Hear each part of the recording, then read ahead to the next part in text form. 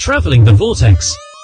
Are you ready to embark on an epic journey through time and space? Join the thousands of Whovians around the world who've discovered Traveling the Vortex, the ultimate Doctor Who podcast for die-hard fans and curious newcomers alike. Every week, we dive deep into the Whoniverse, discussing the episodes, theories, and hidden gems.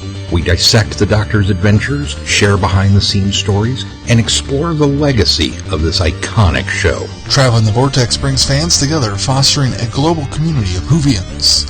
Whether you're a fan of classic or new Who, there's something for everyone. Join us on this incredible journey as we unravel the mysteries of time and space. Don't miss out. Subscribe to Traveling the Vortex today on your favorite podcast platform. Traveling the Vortex. Your ticket to adventure awaits. Traveling the Vortex is a proud member of the Direction Point Podcast Network. You're listening to Doctor Who Gives Up, a drunken Doctor Who podcast for the end times.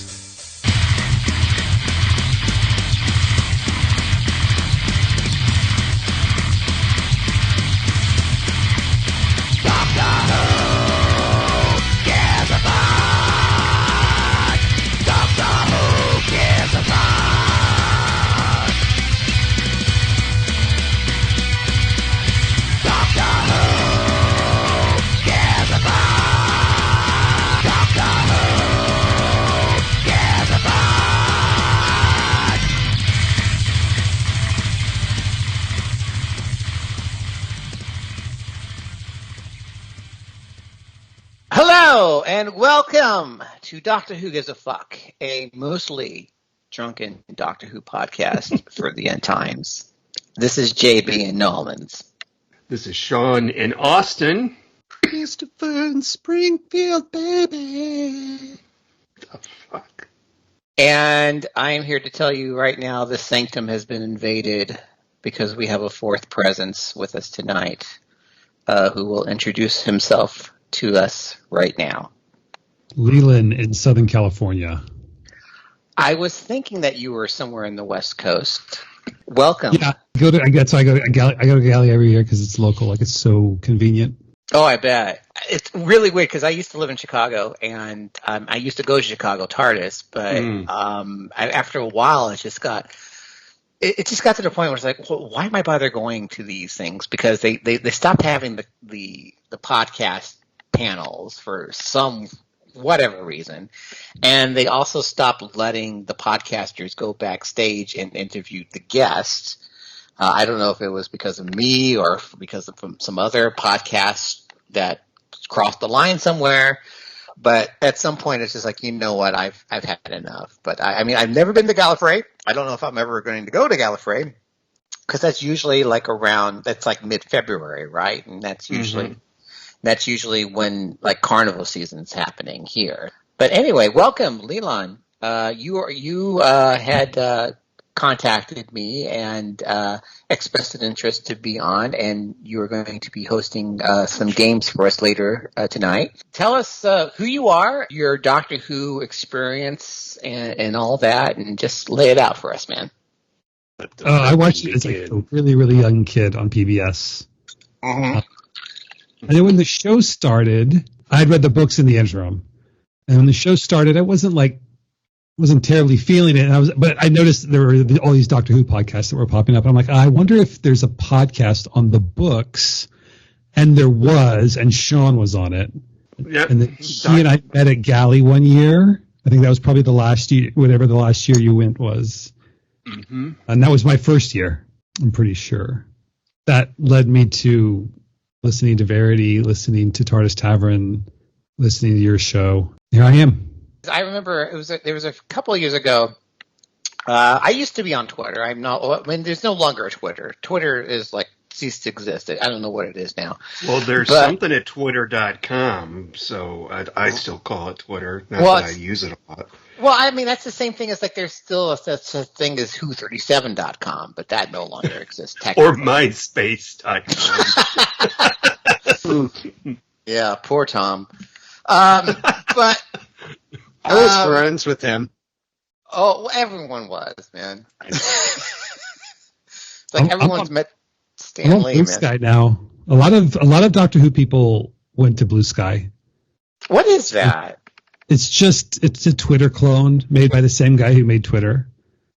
Oh. And it works just like Twitter, and it's like really small right now, and it has that like freshman year of college, you just walk up to someone and ask what their major is kind of feeling to it. Like it's so new and it's so small, and you can't read all the Doctor Who tweets on Twitter. There's just too many, right? But you can actually log onto Blue Sky, read all the Doctor Who tweets that have happened since yesterday, and then not think about it again for a day.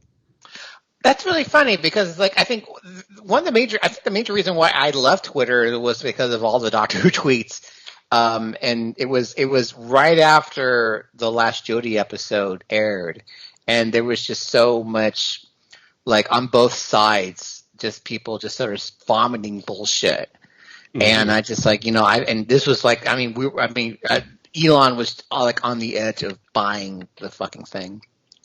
And it's just you know what, I just don't have the sanity to deal with it anymore. So God bless you for that. But I remember a couple years ago on Gallifrey, you were literally gaslighted by Paul Cornell over Twitter, and I was curious to know how was that like. Oh yeah, what was this? Yeah, I don't remember this. You had attended a panel. This was right after Flux came out. Yeah, no, I remember this. And before the Flux. It was before the Flux. It was after Timeless Children, but before Flux. Okay.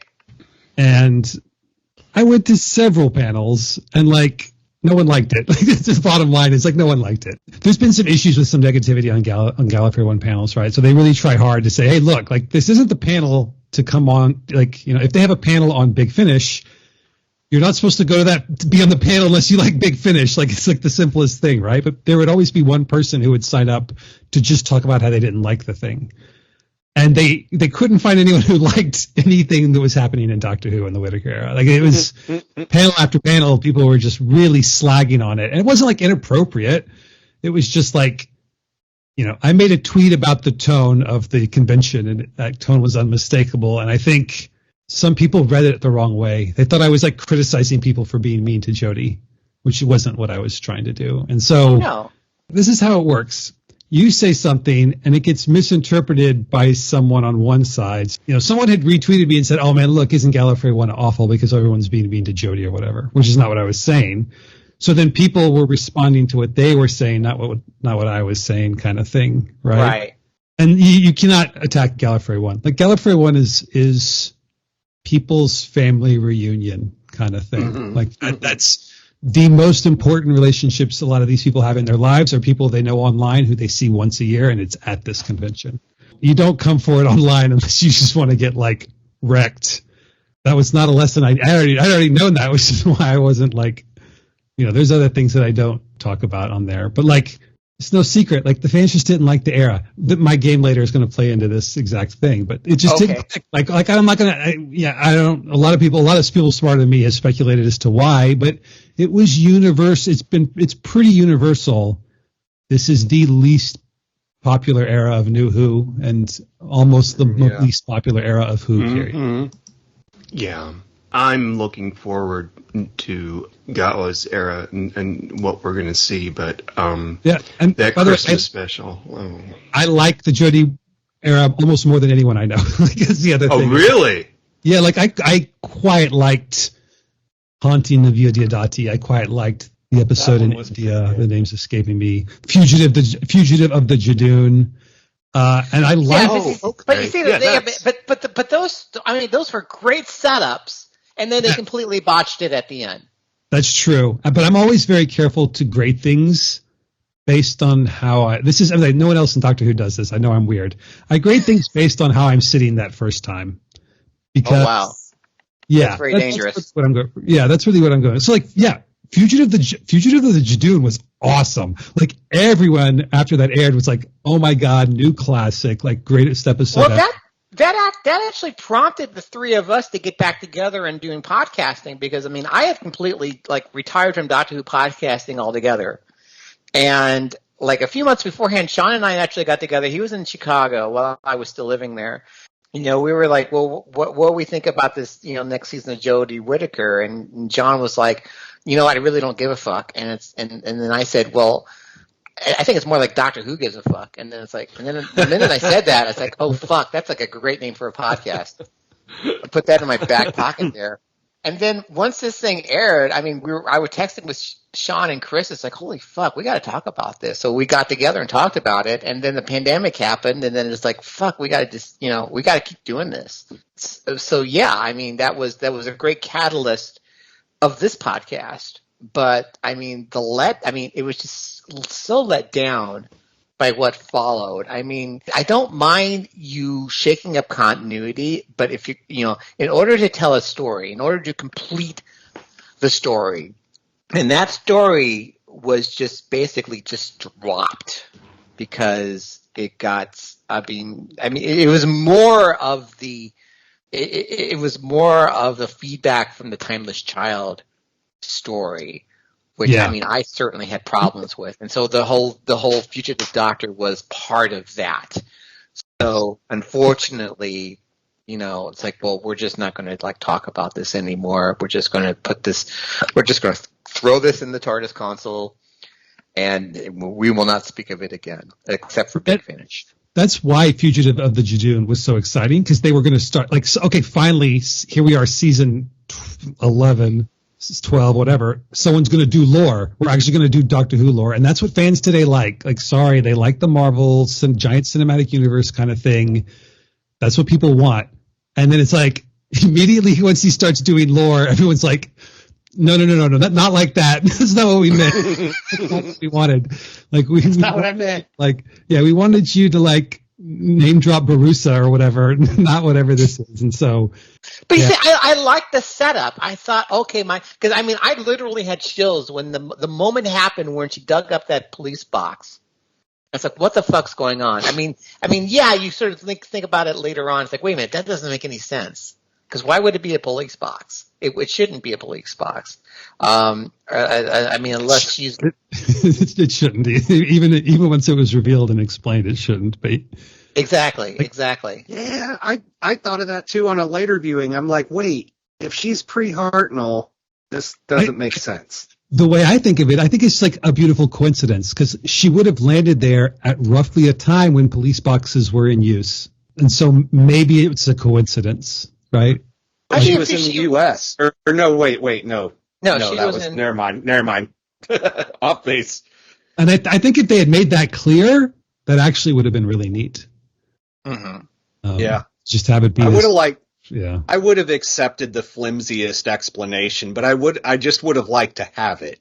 Like, okay, it's just a coincidence, or, hey, we realize this is out of sync, but there's a reason for it. Maybe we'll tell you later. Yeah, but we won't. And that's like frustrating, because it's like I feel like we're doing the writer's job and trying to fit all the shit in. And you get punished for that sometimes, right? Because you really do. If the show's asking you to do that, and then you do that, and then you end up creating something better than what the show's doing, and you're right. Disappoint, and then people are like, "Oh well, it's not the show's fault that you set up these expectations." And it's like, sometimes it is. Now, you actually host a Doctor Who podcast, am I right? Yeah, I do one with my kids. We do Target. We read the Target novelization first, then we watch the episode, and then we're doing it in like the show order. So like it's all black and white, missing episodes. Very cool. What's the name of the podcast? That's awesome. Indoctrination. Well, that's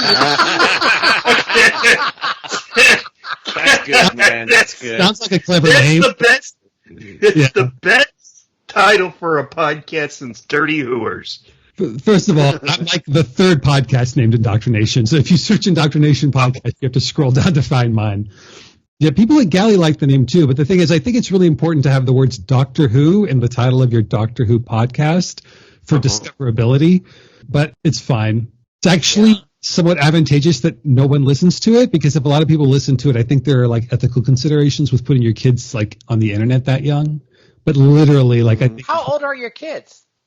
Well, they're 8 and 10. No, they're 10 and 12 right now. I think they were 8 and 10 when we started. It's okay. You're not the first one. And my kids are pretty close in age to yours. They're both like a year and a half, 2 years younger. than each year's. But Yeah, so imagine how long you would have to record with them to get 15 minutes of usable content. oh god, Oh, oh god. For like an hour, and then I cut it You know down what's to 15 minutes. what's funny? I've actually been thinking of doing one with them because I've been doing with the podcast. I've been doing like audiobook narration at home. So I've been doing all this recording shit, and I've been thinking I need to incorporate the kids in this somehow so I can do this shit and spend time with the kids. I thought of doing a podcast with them where we take like old public domain stories and like read them together and like let the kids do like character voices and shit. And it's just an idea I had in the works, but I hadn't even thought about like, oh God, how like the recording to usable audio ratio. It's a lot of don't touch the mic, don't touch the mic, don't touch the mic. Right. Stop Put moving. that down. Get back over here. Yeah, I think we had River on one of the old Who 37 episodes. You and River did a review of one of the it was those weird we Doctor did. Who books that Yeah, it was the Mr. Men Doctor Who books. yeah. Yeah, that was Yeah. fun. We actually recorded a couple of those. Oh wow, okay. Maybe send those over. I can like maybe put those out as extras. Oh shit, if I can find them. Yeah. That was a fun edit because I did have to trim a bit of that, but then I added like music and sound effects and everything. That was actually really fun. I did not know this. I just found out apparently they're releasing the Celestial Toymaker. I guess they're going to do a animation. Oh yeah, that's been yeah. Sweet. that I thought news- we were done with those. No, they're starting those back again. I did see something about that. I don't know who's doing it. It is they're playing on the toy fantasy world aspect of it a lot. Yeah, I mean, plus we also had the giggle. So yeah, Now it's out everybody there. wants to know where that shit came from. Yeah. I Go found ahead, a really actually kind of cute video. It was the part of the giggle when Neil Patrick Harris comes out of his quote unquote TARDIS and does that dance in the unit control room. Mhm. And sorry, I'm not drinking, but I think the gummies just kicked in. And instead of whatever song they used in that, I don't know what the song is that they used. It was Spice Up Your Life. Spice up your Okay. life. Yep. They took that out and they put in Doctor in Distress. So Neil Patrick Harris is dancing to that instead. I watched it like 5 times and Brilliant. I kind of like that song. I don't know why everybody. Okay, look, they can't sing. Okay, Colin Baker and what's her face, they can't sing. Nicola But Bryant. but Nicola Bryant, yes, but it's still actually a good song. I like listening to it. Yeah, The and word, not what's so much the interesting- words, but the, Yeah, well, and what's It's what? Hans Zimmer, right? It's Hans Zimmer. Yeah, Like- it It is. is, really? It is He Hans did- Zimmer doing the and keyboard. Yes. Creator and Inception. Oh my! Yeah. No, it's so funny that you said Inception because I was listening to that soundtrack today. Wow, I did not know that. That is fascinating. Yeah, I Huh. think Ian Levine wrote the lyrics, but it was Hans Zimmer who I think orchestrated the whole thing. Okay, that's very cool. I didn't know that Hans Zimmer was a Doctor Who fan. Well, He's I an don't know if excellent necessarily he composer. was. It might have been just a gig that he, it's like, Yeah. I've just been paid to give a shit. He's probably like, Doctor Who, Star Trek, The Next Generation. Yeah, I wrote.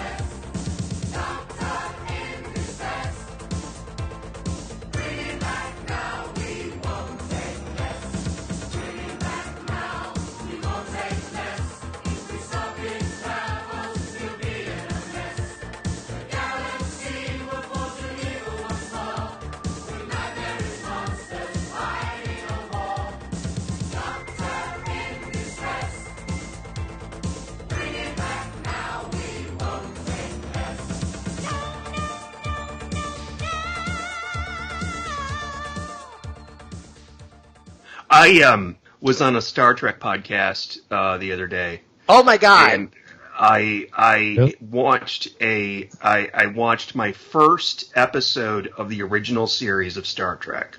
Which was it? It was Galileo 7. The Galileo 7. Okay, that's a decent one, yeah. Yeah, immediately after I was done watching it, went on Amazon and ordered me Star Trek Season 1 on Blu-ray. Woo! I'm like, I'm not getting shit. You know, I'm not getting any kind of sci-fi fix from Doctor Who, even if it was out right now. It's not doing it. It's, bring in the fluffer, and that's going to be Star Trek. And I probably will watch some tonight, but I thoroughly enjoyed it. Oh man, you are in for such a treat. Yeah. You were oh my god. I almost think we should just stop this right now and just do a Star Trek podcast. No. Strange New Worlds renewed for season 4. Yeah, and I just saw that Lower Decks has been announced. They're announcing their last season. Yeah. Yeah, I watched a few of those. I had Paramount Plus for a year because for some reason my girlfriend got free Paramount Plus for a year when I was gonna watch all these Star Trek shows, but I just never got around to them. I mean, I watched the 3rd season of Star Trek Picard, and that was a total Gen X fanboy wet dream right there. That season, I just completely enjoyed it, and I think I watched the first episode of Strange New Worlds, and it's just man, the sound is just too loud. It's just too distorted. And they had the thing where Pike flashed forward to where he got into the accident that turned him into Davros. And it's just okay, I'm not quite sure. And so I just never got around to watching that. And because I don't watch television till late at night anyway. Me and Darlene, my girl, she's practically my common-law wife right now because we've been together 20 years. We settle in for the night. We'll just watch. We'll just put on Netflix, or we've been watching lately. We've been putting on Next Level Chef on Tubi because they'll have the new episodes on Tubi, and we'll watch Next Level Chef, and we always have to mute the sound when it's getting near the end of the competition where the platform goes. I don't know if you're familiar with the show, but it's these 3 teams, and they're it's kind of it's sort of like the Hollywood Squares because you got 3 levels. You have the bottom kitchen, which is the crappy ass kitchen. If all the stuff is broken and everything, it's shit.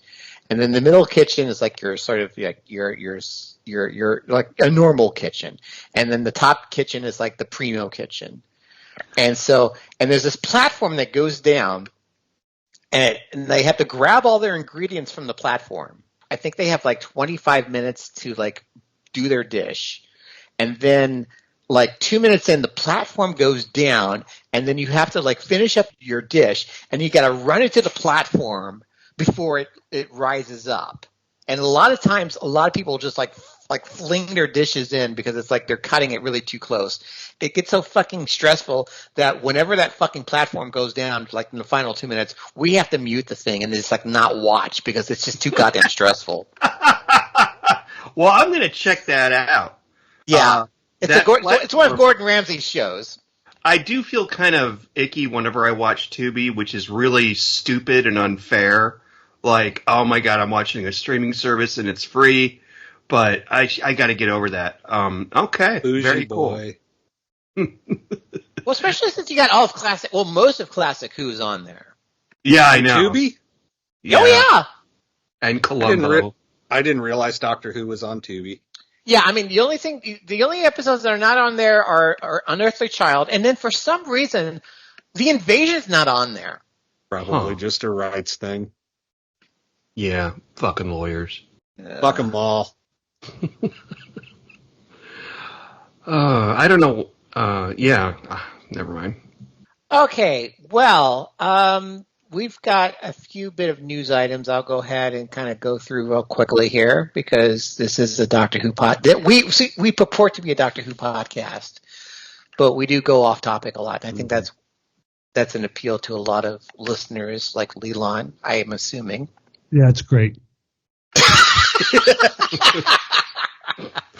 Sorry, I'm sure you're waiting for me to say something. Okay. Yeah, just jump in at any time. Yeah, just jump in. No, nobody's going to get mad. Game. Okay. All right. Well, this is fresh off the press here. We officially have a new companion announcement here. Yeah. Oh, I missed this. BBC Studios have released images of Varada Sethu. I hope I'm pronouncing that right. Who will join the 15th Doctor and Ruby Sunday in Ncuti Gatwa's second season of Doctor Who, which will air in 2025. The pictures released today show the cast together at a read-through for an episode in the series currently being filmed. Like many Doctors who have come before him, one companion is not enough for the 15th Doctor in Season 2. He will have two by his side, as Varada Sethu steps aboard a TARDIS, joining Millie Gibson playing... This is really redundant here. This is from Doctor Who News, by the way. Sethu is best known for her role as Sintha Kaz in the Disney Plus original series Andor, which I only got through 2 episodes, and I thought, this is boring. I'm just not really into this. Her additional credits include Jurassic World Dominion and Anika and Strike Back. She says, I feel like the luckiest person in the world. It's such an honor to be part of the Whoniverse. I am so grateful for the Who Doctor Who family, blah, blah, blah. So, yeah, she's really cute. So, yeah, okay. She is cute. She is very cute. They both are. And well, all 3 of them are fucking cute. It's just like, man. Is she the little girl in Jurassic World Dominion? I don't know. I've never seen that. Oh, okay. Well, I don't think so. She's some flavor of Indian, I think. So I don't know. Indian. Sorry, I mean the food.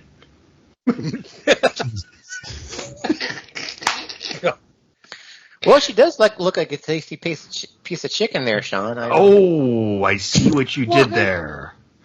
I prefer lamb when I have Indian. I always get the combo kebab. So I get my chicken, I get my lamb, and I get my beef.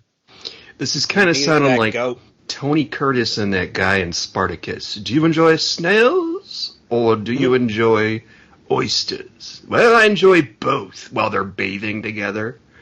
That's actually in the movie. He has a wife, you know. The other thing about this announcement is I think it confirms Miley Gibson is going to be in Season 2, which, there were a lot of rumors that wasn't going to happen. Yeah, I thought it wasn't a rumor. I thought she was actually done after this season. Well, I think there was a lot of speculation from fans. Like, oh my God, they fired Millie Gibson, or she quit, or some, there was some big... Yeah, I thought she said she wasn't coming back. Once the speculation hit the trades or the trash papers in England or whatever, the show didn't say anything, so that it sounded like it was like a soft confirmation, but clearly they were just messing with us, right? But I was actually kind of enjoying not knowing. I was hoping that we would get through series 1 not knowing whether she would continue, so that final episode you wouldn't actually get what happens. But they confirmed it today. She's coming back in some capacity. Yeah, I would love it if we just one day got a new Doctor without any warning whatsoever who it was or even that it was coming. You're just in the middle of episode 6 of the season and boom, new Doctor. Fuck! What just happened? That would be awesome. Remember when TV was like that and you'd see the end of it. Well, you knew it was the last season usually, but they'd end it with something like, Saint Elsewhere, where the whole thing is a dream, or Newhart, the whole thing was a dream, or that one season of that. Well, those secrets were supposed to be kept hidden, but I feel like why they do that anymore. That now, they used to do it before, it's always the season finale or something like that, or it's the sweeps week thing or something. They play to the ratings, but now that everything's streaming and all that shit, they could do that. And all of a sudden, all these people that probably just gave the episode a pass are going to go, wait, what? What happened? I got to fucking watch this. All that shit you mentioned before, all that was pre-internet. I mean, nothing can get past the internet now. Yeah.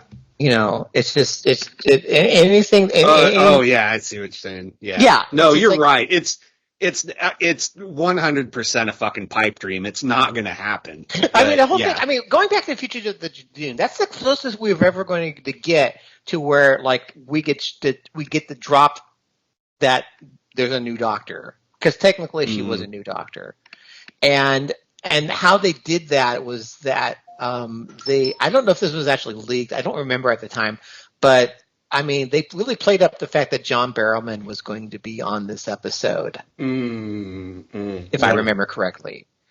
And I think little they used did him they know. Yeah. But they sort of used him as a stalking horse to sort of hide the real secret of the story. He hasn't been canceled, though, has he? I mean... in Doctor Who land, yes. Shit! I didn't realize he's still getting work, but yeah, he won't be back on Doctor Who, like ever. I do not doubt any of the things that they have said about him, given that somebody I know here in Austin actually had a little. How do I say this? He was touched by John Barrowman. Let's just say. Okay, I'm not sure if I should actually include that on the podcast. Oh, okay. Probably not. Oh, sorry. Well, everybody's been touched by John Barrowman. I haven't. What the fuck's wrong with me? He'll touch you if you ask him if you're doing a photo op with him. If you say, grab my ass, he'll grab your ass. I mean, like, girls have him, like, grab their boobs and stuff during photo ops. Oh, well. That's just playing with fire right there. Yeah, I think probably before you approach him on the photo line, you have to sign this waiver that you will not sue John Barrowman after the fact. It's like McCaney John, Manor. what do I have to sign for you to grab my ass? Nothing. Give me the forms. He'd be like 2B and F. Yeah, sign here, initial here, and put your thumbprint here. We also have the titles for the new season episodes here. And I didn't know that. Okay. Oh, yes. Here we go. Okay, so we have episode titles announced. There are going to be 8 episodes. I think, or is it 6? I don't know how many. I can't count. But the first episode, so most of these are going to be written by Russell D. Davis, which I'm not quite sure what I think about that. But we have the first episode is going to be called Space Babies. Okay. And I'm not a fan of that. Okay. Not Terror of the Space Babies? What the fuck? Yeah. Then we have The Devil's Chord, which is going to be the Beatles episode with Jinx Monsoon. Oh, Jinx Monsoon is in one about the Beatles? Yes, because she's the whole thing. The whole thing is that she's like the music meister or whatever the fuck. Her name is the Maestro. Okay. Okay, which is, of course, Italian. Yeah, they just dropped that, which, of course, is Italian for master. You gotta be kidding. No. Okay, they haven't said that she's the master, but they dropped that her character is going to be the Maestro. No. I don't really have a problem with that. I think that's kind of cool. I'm cool with it, yeah. Fuck it. Because I like Jinx Monsoon, but I wonder if that means she'll be coming back. But maybe it's something else. We never know. They didn't say that she, like I said, they didn't say that she's the master, but like I'm reading the story and I'm like, 100% she's the master. Okay, yeah. You know that movie Maestro with Bradley Cooper? Turns out he was the master in the end. He wasn't Bernstein. He pulled off his face and they deep faked Anthony Ainley in there. Nobody saw it coming. Yeah, and so apparently, the challenge with this episode that's going to feature the Beatles is that they couldn't have any Beatles music. So I'm guessing it's going to be my favorite Beatles. Yeah, so I'm guessing it's going to be a thing where like history has changed and like the Beatles are now this shitty cover band. Huh? It's Oasis. It's 100%. It's Oasis. Anyway, here's Wonderwall. Here's fucking Wonderwall. And then we have Boom, written by Stephen Moffat. Okay. No, I'm psyched for this. Because you know what? Stephen Moffat's best work was when he had Russell T Davies to sit there and smack him on the hand and go, "No, calm down."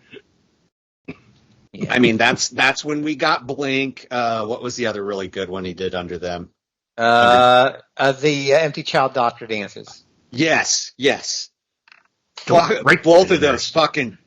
I mean, those are classics now. Those are classic fucking episodes of Doctor Who, and that was Moffat with RTD keeping him in fucking check. Okay. And so I'm really fucking hopeful for that episode. Like I'm looking, that one better be a banger. I'm expecting a banger. Yeah, I think he actually said something about the fact that this is basically the third of a trilogy of stories with Blink and Listen. These one-word titles. So this must be Sniff? Well, it's called Boom. Okay, all right. Sniff. That reminds me of like one time this was before I lived in Chicago. I was visiting Darlene and we were walking past the Vic Theater, which is on is it Sheffield or it's right off Belmont. And they had like a triple bill on the marquee and it was Blow, Tomcats, Snatch. Excuse me? That's funny. I actually know what movies those are. Yes. Oh, not Tomcats. What is this the menu?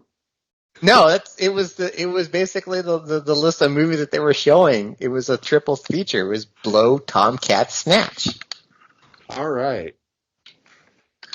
But we have a quote from Stephen Moffat on his return to Doctor Who, which of course I'm going to fucking read in the Scottish accent because that's what I fucking do. Oh no. It says, "Oh, it's okay and fair enough. Apologies to everyone I've slightly misled. I am in fact writing an episode of the series of Doctor Who.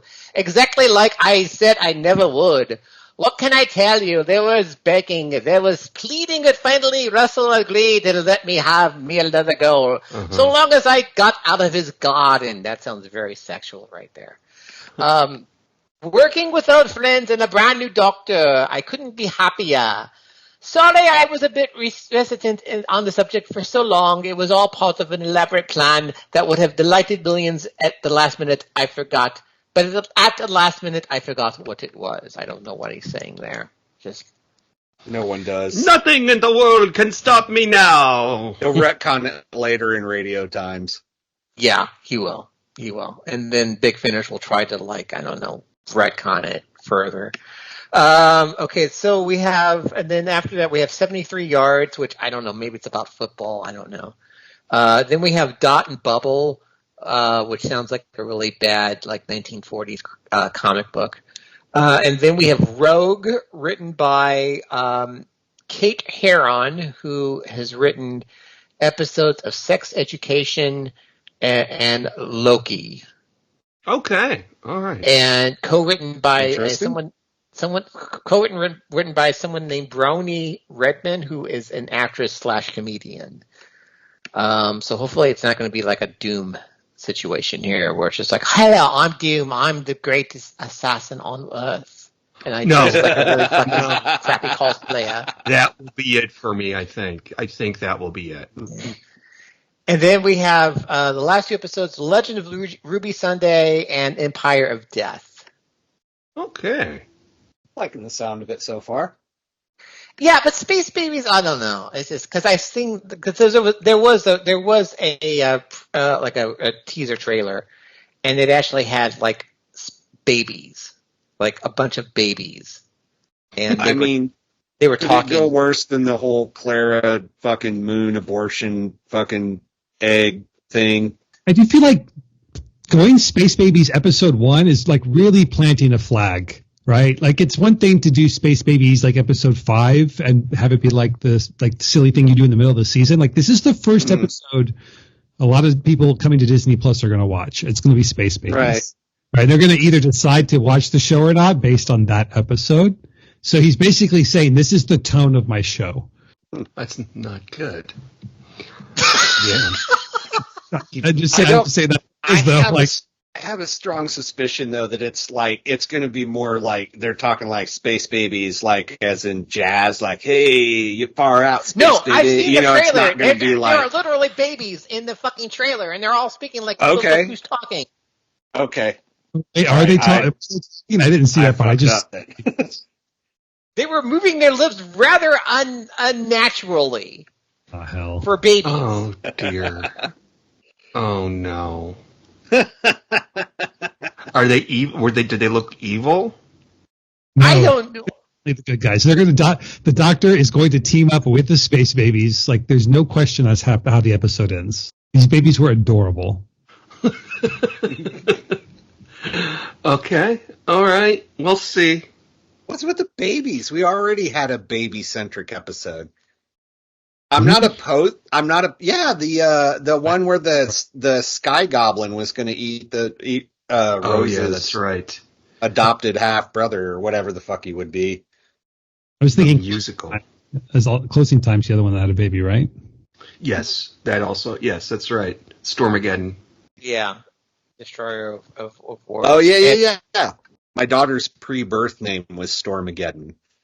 Oh really? Because we didn't know she was our first kid, and we didn't.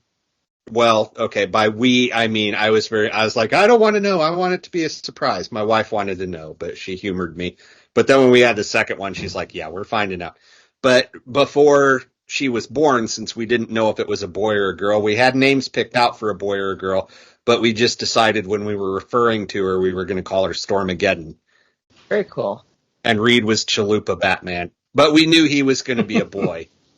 Because otherwise it would have been Bat what? Bat woman? Bat maybe. Bat we don't know. Very cool. Hello, fellow time travelers, and welcome to the Doctor Who Target Book Club podcast, the only podcast to discuss, in story order, all the Doctor Who novelizations. My name is Tony Whitt, and every 2 weeks or so, I'm joined by a 2 to 3 person discussion panel, including our so-called expert who's been a Who fan since 1979. That would be me. We also get the views of intermediate, casual, and novice fans who either have never seen the show or who have never read these books until these podcasts, including Dalton Hughes and Alison Fitz-Seyfried. You can find us on iTunes, Stitcher, or wherever you find good podcasts, or even ones like ours. You're listening to the Doctor Who Gives a Fuck podcast. Enjoy your travels. So, shall we play a game? Yes. Sure.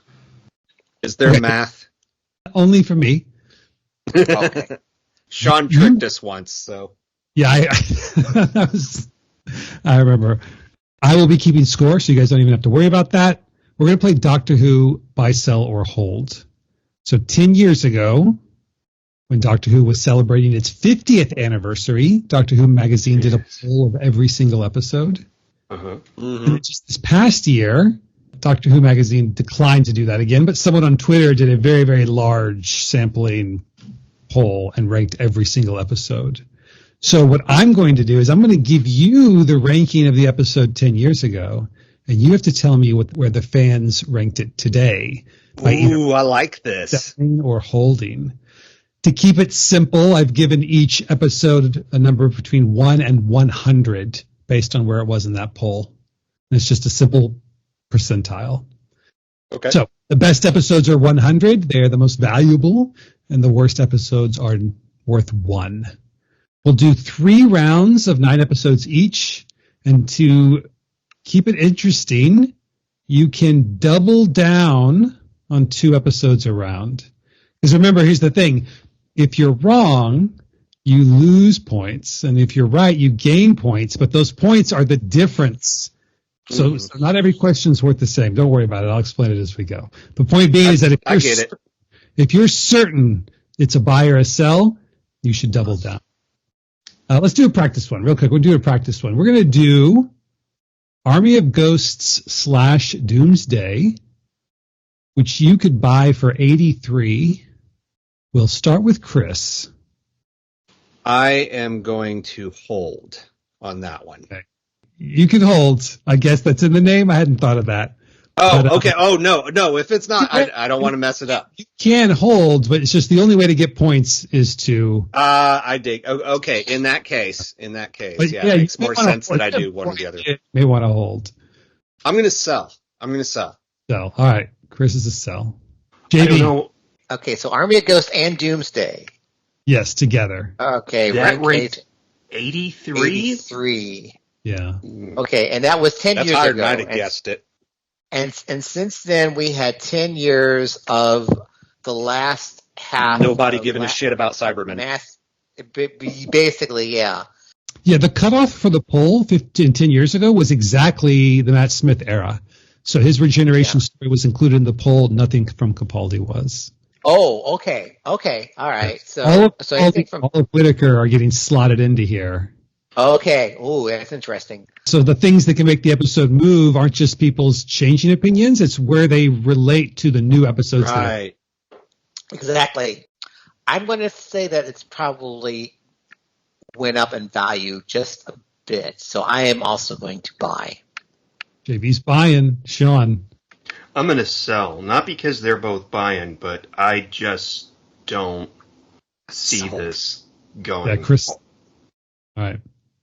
And we won't double anything here because that wouldn't mean anything. But that was a sell. That went from 83 to 67.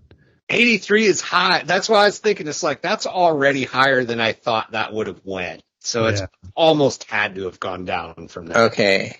So Chris and Sean would have gained 16. JB would have lost 16. I like this. Let's do it.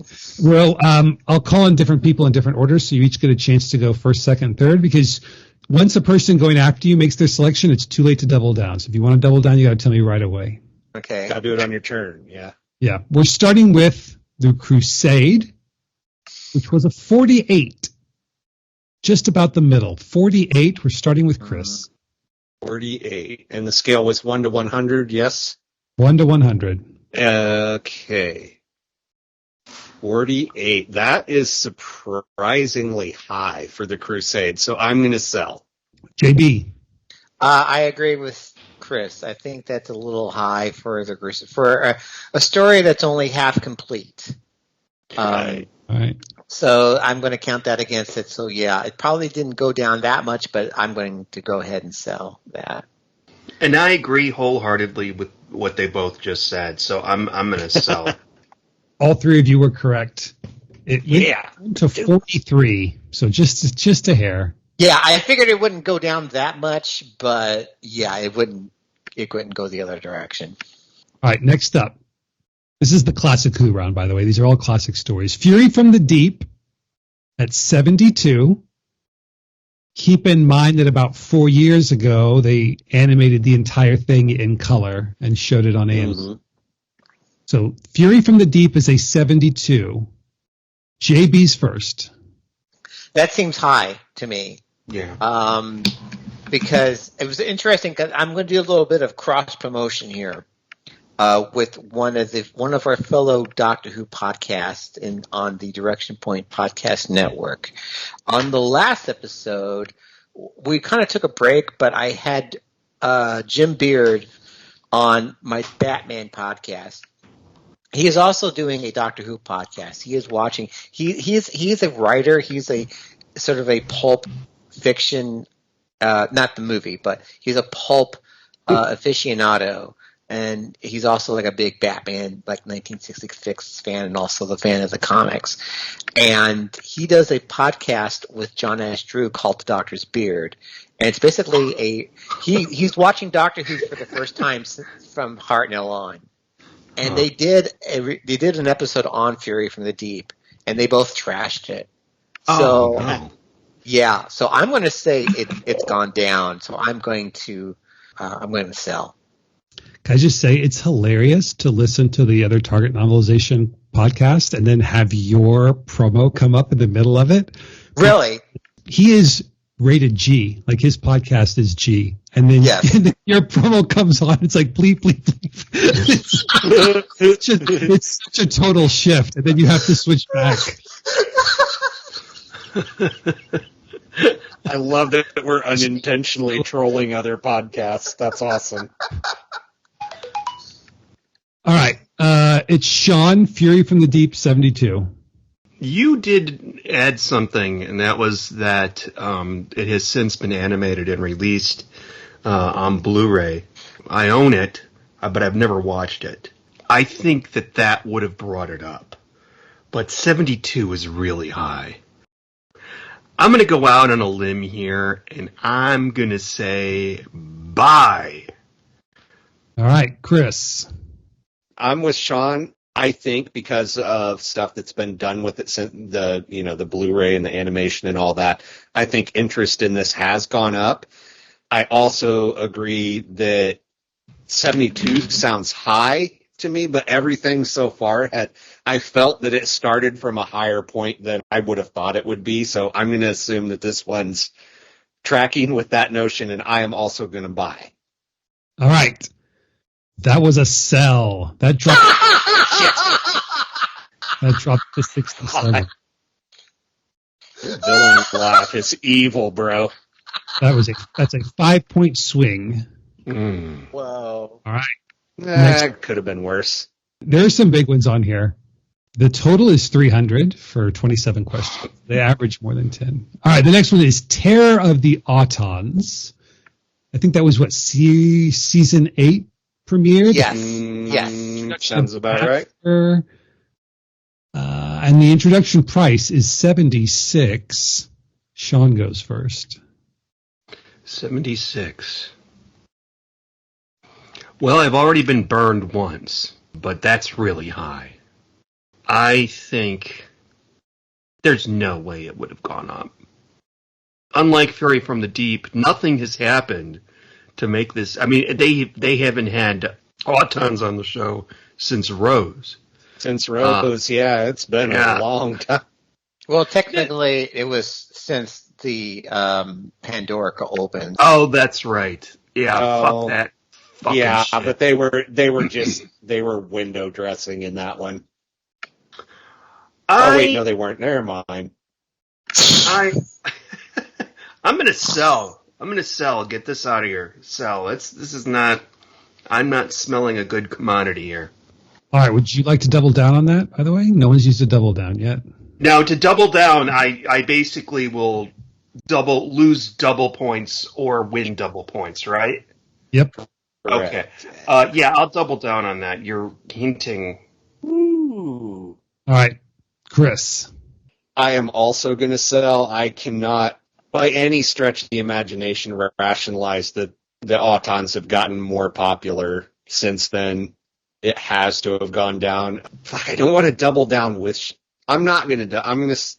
Did you say we could do? Was there a limited number of times twice? 2 per round. You'll have 2 during the Classic Who round, and there's 9 total. So we're on question 3 of 9. I am not going to double down. I'm going to sell, but I am not doubling down. Okay, JB. I am also going to double down, but I'm going to go up. Whoa. You guys are so focused on the fucking Autons. This was the first Roger Delgado monster. This was the first Joe Grant episode. This was also no one's saying it's a bad episode, man. This was also the first Richard Franklin, Ray, he rest in peace, but that's not really really important in the grand scheme of things. This is in my personal top 10. I'm with you, brother. Of all times. This is a roller coaster of a fucking story. I mean, the Doctor gets almost killed like 20 times throughout this story. It looks like a black pudding. And we get to see John Pertwee's cum face. Oh, that's cum face number 4 for John Pertwee there. But do you think interest in it has gone up or down in 10 years? I agree with you. It's a banger episode. I love it. Katie Manning has become an ambassador of Doctor Who. This is true. I mean, she's always featured in Rightfully Behind the so. Sofa, and rightfully lovely so. woman. You have to factor in the Katie Manning factor in this, and the Roger Delgado, because it's like, my God, has there ever been a better master than Roger fucking Delgado? I don't think so.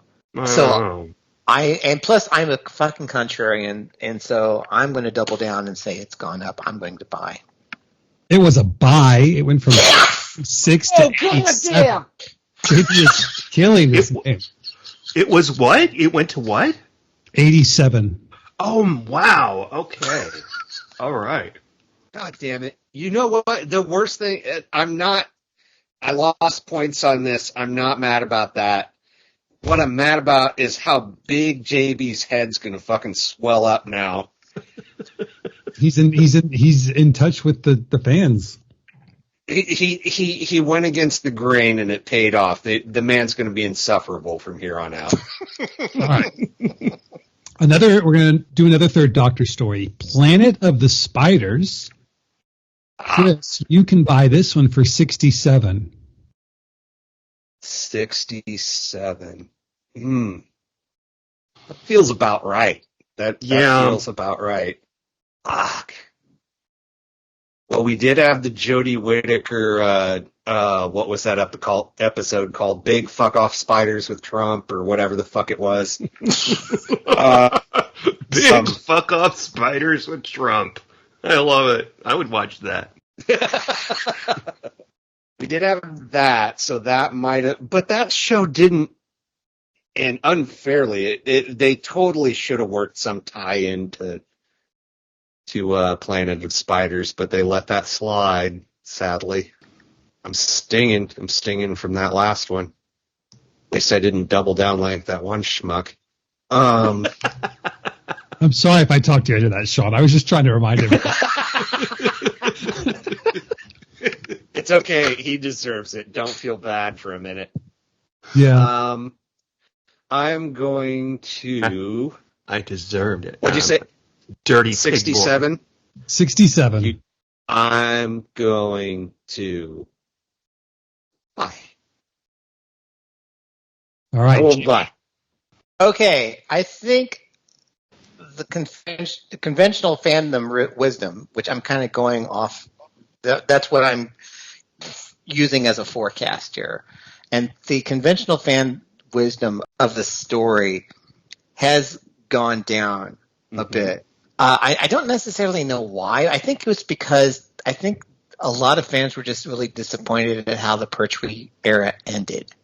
I mean, in no fault to the fact that Roger Delgado was killed and we were denied the ultimate Doctor Master showdown, which was what this originally was going to be. And episode 2 was basically a John Pertwee's wet dream of let's just use all these fucking vehicles that we can. All the chase scenes. Let's do all the chase scenes. Yeah. It's like around the. It's basically like it's a mad world. That episode. He jumps in a cab with Peter Falk. That'd have been cool. Follow that man. Yes.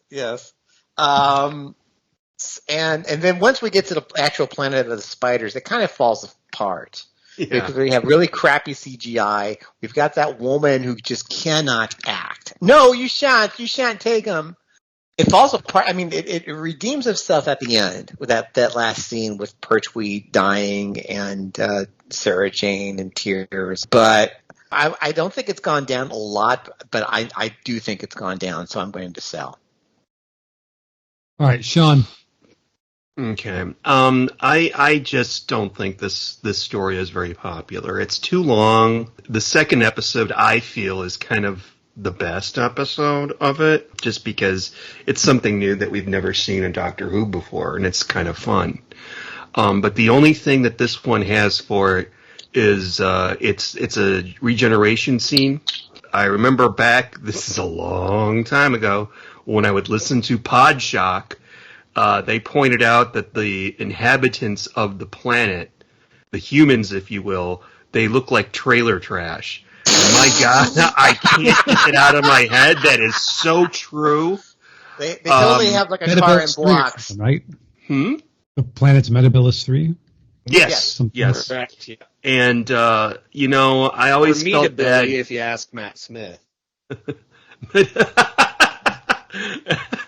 Yeah, David Tennant would have done that.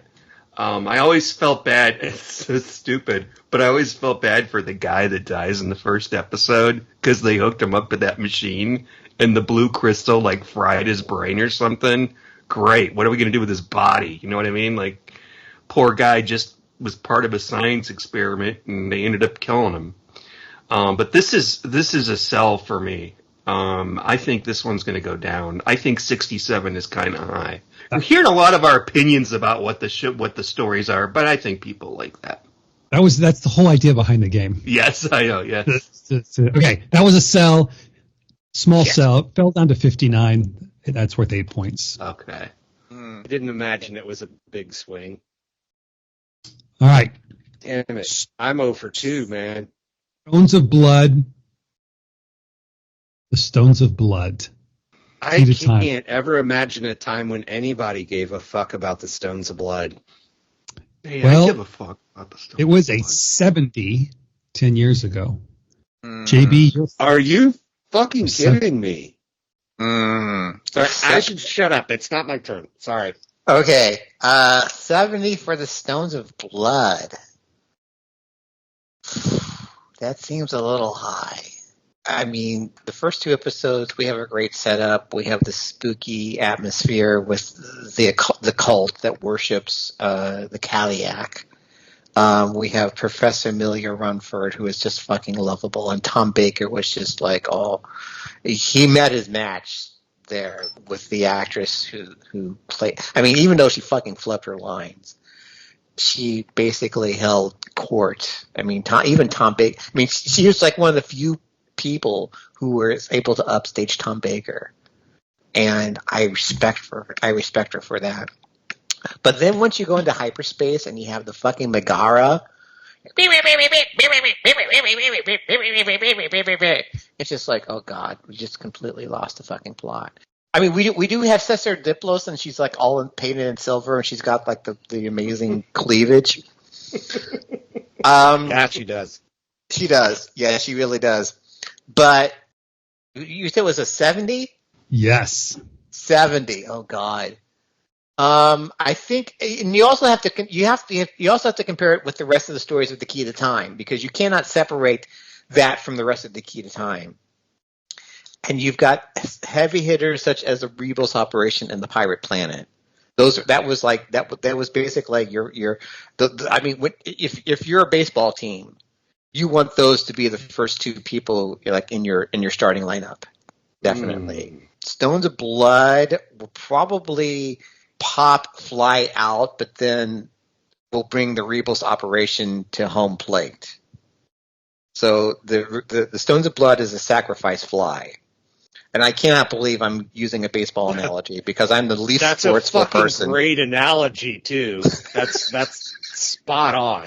I'm going to say I'm going to say it's probably maybe gone down just a little bit, but not that much. But I am going to sell. All right.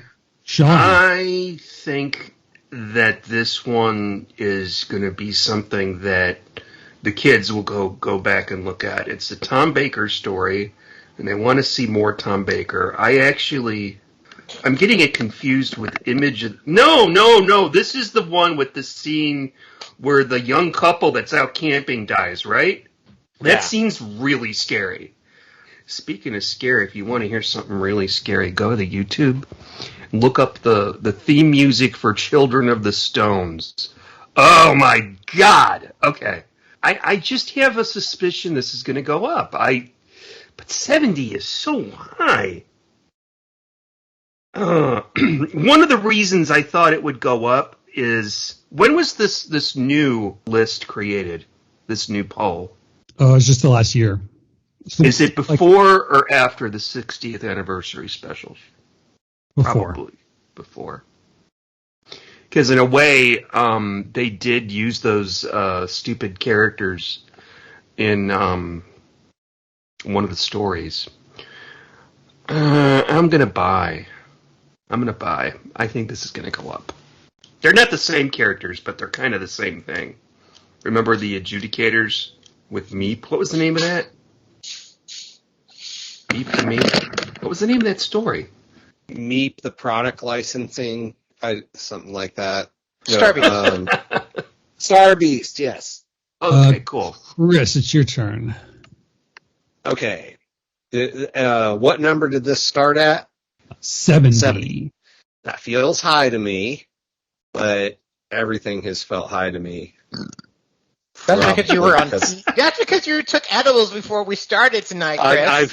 I've had my vitamin THC. Yes, everything sounds high. It's fucking delightful. Shit. Let me see. Okay, I'm gonna get controversial here, or not controversial. Oh, yeah. I'm gonna buck the system here. I'm gonna pull a JB, if you will. I am going to buy, and I'm going to double down. Ooh. Because I think probably somewhere out there a fucking TikTok got made or a YouTube video or something, and somebody picked up on what a fucking hidden gem this episode is. This gem's got, vague references to a lesbian couple, sparkle titties. It's got Stonehenge. It's got fucking blood. The 80s. I mean, it's got, like you said, the camper scene. That is a hidden fucking gem. That was 80s slasher flicks before the 80s. I think somewhere out there, I'm going to think the kids picked up on this and realized what a hidden fucking gem it is. I'm going to buy. I'm going to double down. All right. That was a buy. It went from 70 to 81. Wow. Yes! Yes! Okay, very cool. And Chris, that's as good as explanation as I have for it, because I don't know. I don't know why. I'm willing to bet. A lot of conjecture in there, admittedly. But I'm willing to bet that all of the Key to Time stories have gone up. Because I can see if if somebody said, okay, I'm going to watch some classic Doctor Who. I'm going to start from the beginning with William Hartnell. No, don't do that. Watch Tom Baker. In fact, watch the Key to Time series, because the kids seem to like that with, a running, narrative. With a framing story. Narrative. Yeah, framing narrative. Continuity. Let's have some continuity. Different. Yeah. It's better than Flux. Next one is for Sean. Logopolis at 75. Oh. That's hard. I don't like this story. I think it's ridiculous. Oh my God. It's very hard for me to be objective here.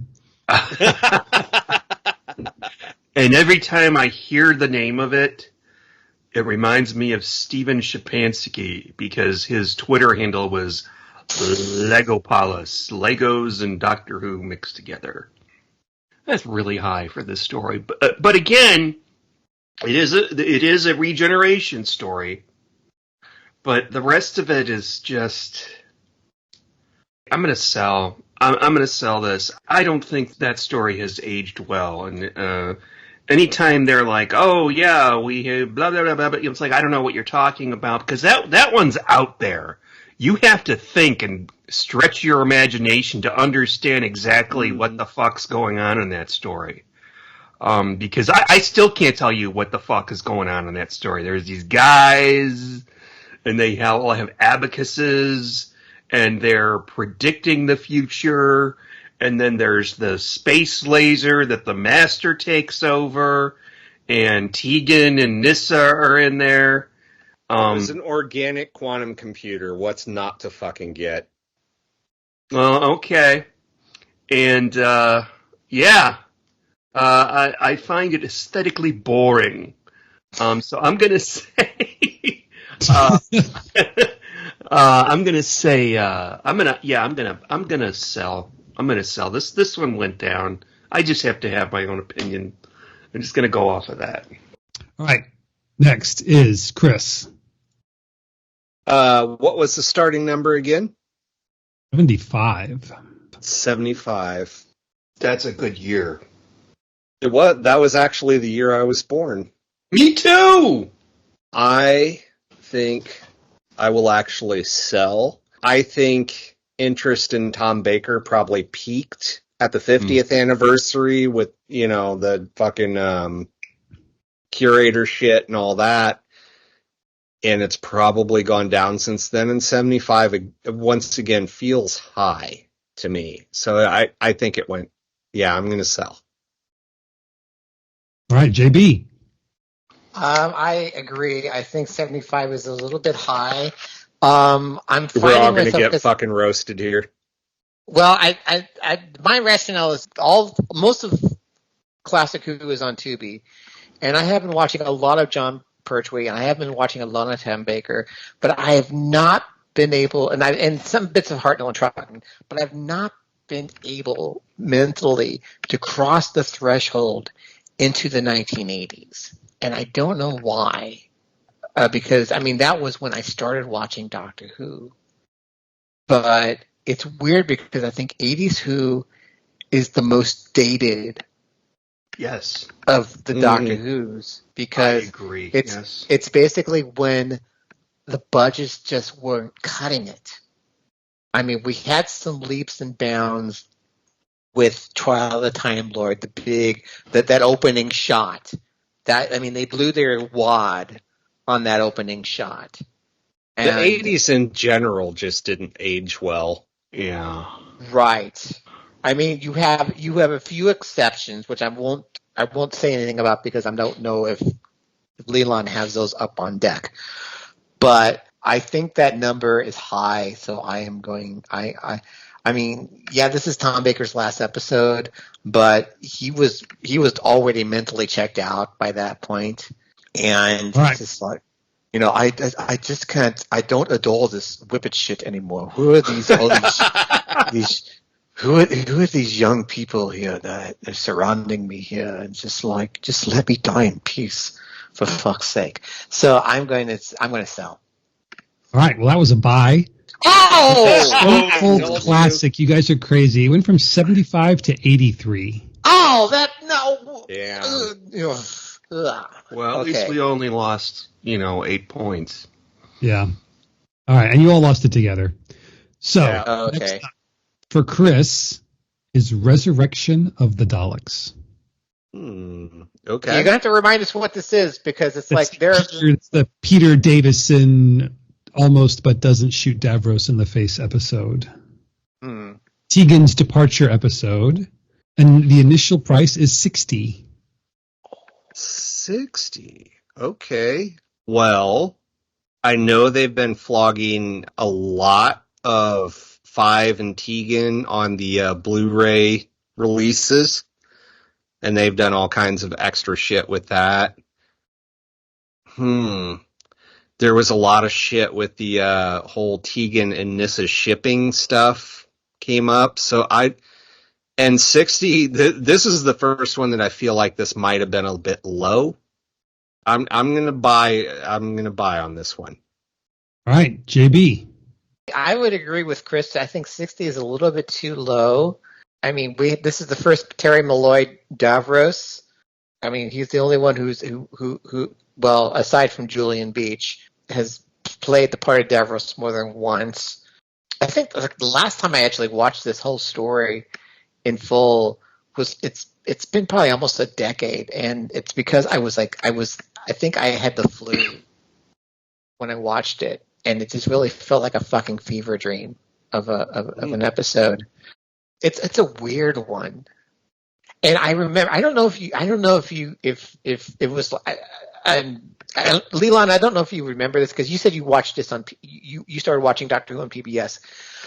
We used to get Doctor Who in the omnibus format, like Sunday nights. They put all the other episodes together. For some reason, the second half of Resurrection of the Daleks, which would have been episodes 3 and 4, actually episode 2, because this was the first one they did as 2 45-minute episodes. Okay, how's this going to relate to the question at hand, though? Well, I mean, this is my process, so fuck off. All right.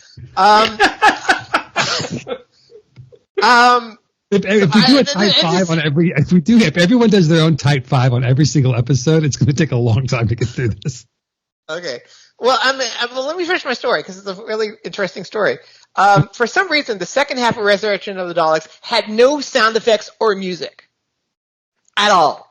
Really? So you had people like being shot and going, "Oh!" oh, and there was like no sound of music to cover it up. And like after, you don't notice it at first, but after a while, it's like, wait a minute, something's wrong here. Sounds awesome. It was weird. It was so fucking weird. I do think that number is a little low, so I'm going to buy. All right, Sean. You said it was, what was the number again? 60. Okay. Well, we have the Daleks and we have Davros, and the kids would seek this one out because, hey, I haven't seen a Fifth Doctor. How about this one? It's got the Daleks, it's got Davros, it's got a lady that looks like my boss.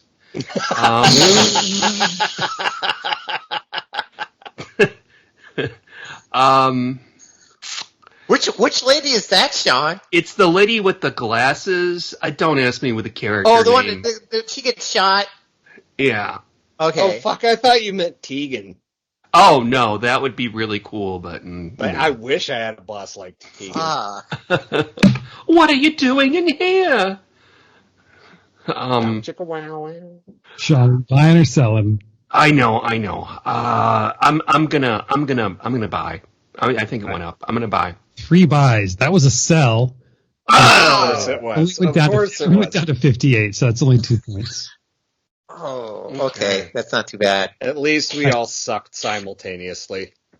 JB, Mm-hmm. Attack of the Cybermen. Huh. How about that? Hey, Which is kind of a this one- sequel. You can have this one for 23. Oh! Wow. That's the lowest yet. That's the lowest yet. Oh my Well, God! Attack. Clarify, this Cybermen. isn't the Colin Baker Cybermen episode. Yes. No, I know. I know this is 23. I mean, that is. I mean, it's. I mean, it's right after the Twin Dilemma, which I would imagine is like a 1. Oh God, 23. Again, we have a very promising first half, but then it just completely falls apart when we have the Cryons. And I'm going to go on another tangent here because this is Doctor Who gives a fuck. But I've completely recast this story in my head, where like all the Cryons are played by the Verities.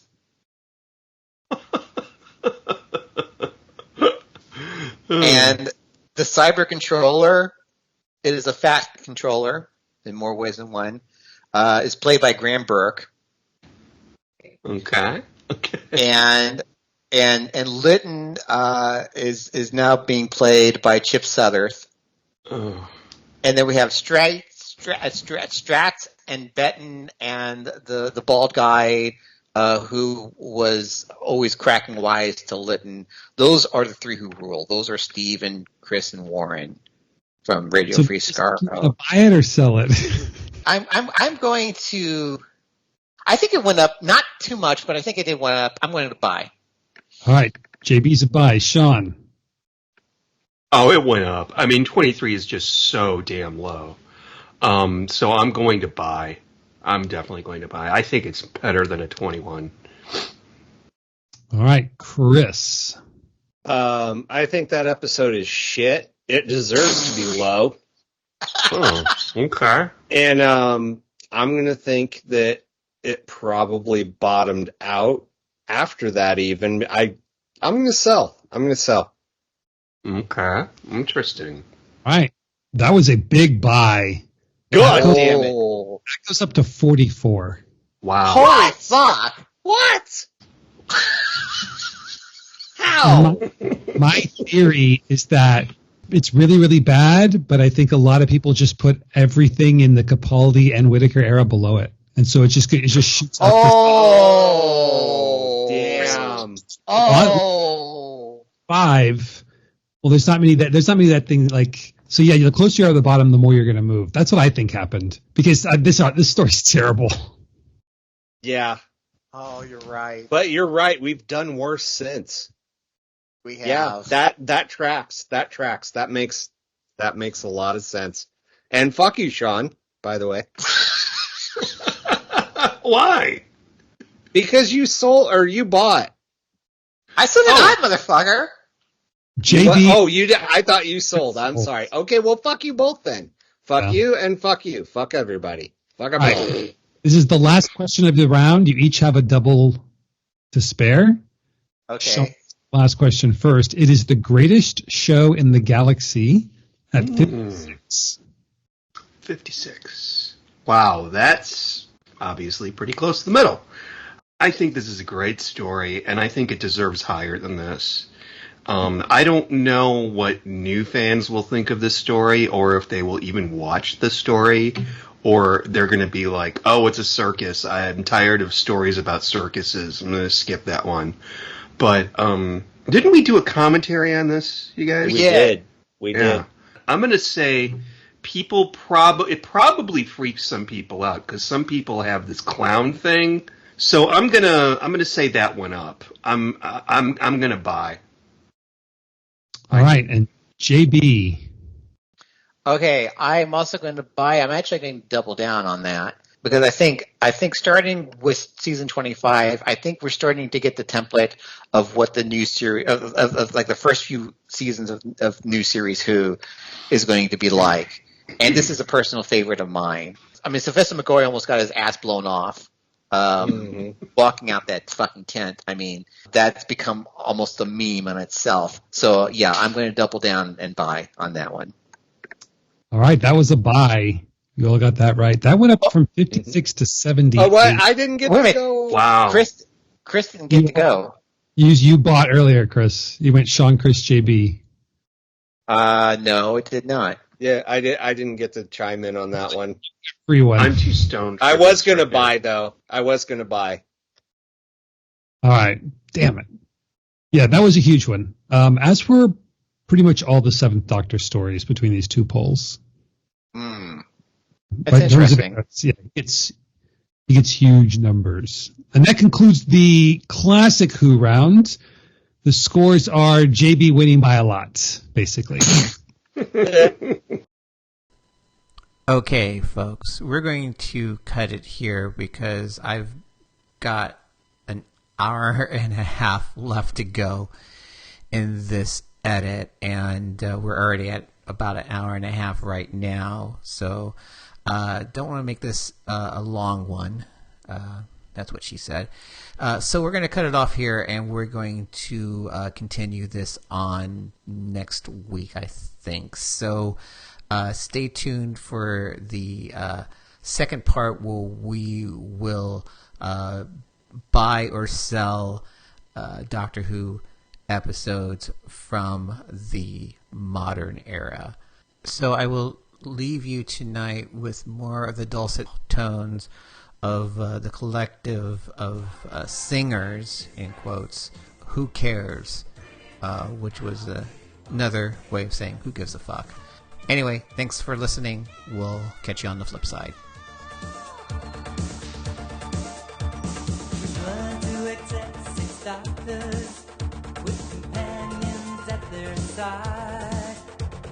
When there are things when they ain't done, they didn't run, they didn't hide. A brigadier and a master and a canine computer.